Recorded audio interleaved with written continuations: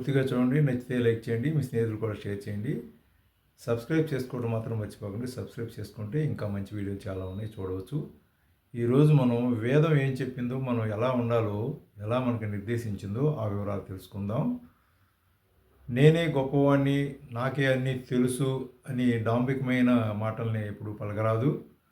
మూర్ఖులను, పిచ్చివాళ్లను, కష్టాల్లో ఉన్నవారిని, అంగవైకల్యం కలిగిన వారిని, ధనహీనులను చూసి పరిహాసంతో కించపరచడం చేయరాదు.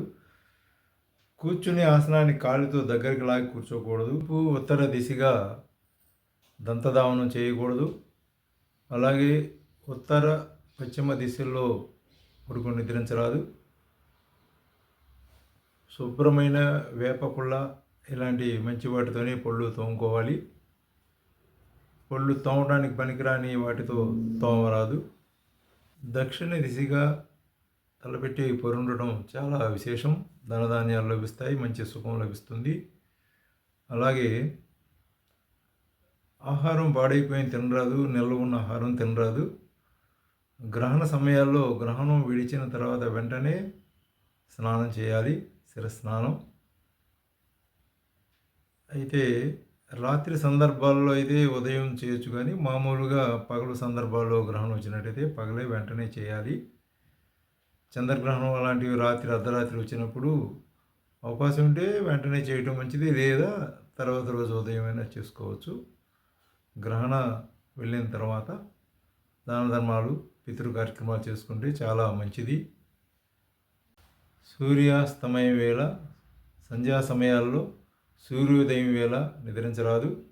అలా నిద్రించినట్టయితే మహాపాపం వస్తుంది. అలాగే నేల మీద చప్పుడు చేస్తూ నేల మీద కూర్చొని తినరాదు. ఏదైనా ఆసనం వేసుకుని మాత్రమే తినవలసి ఉంటుంది. అలా మాట్లాడేటప్పుడు భోజనం చేయరాదు, లేదా భోజనం చేసేటప్పుడు అసలు మాట్లాడరాదు. భోజనం చేస్తున్నప్పుడు అంతా పరమేశ్వరుడికి సమర్పిస్తున్నట్టుగా భావించి మనం భోజనం చేయాలని చెప్పింది వేదం.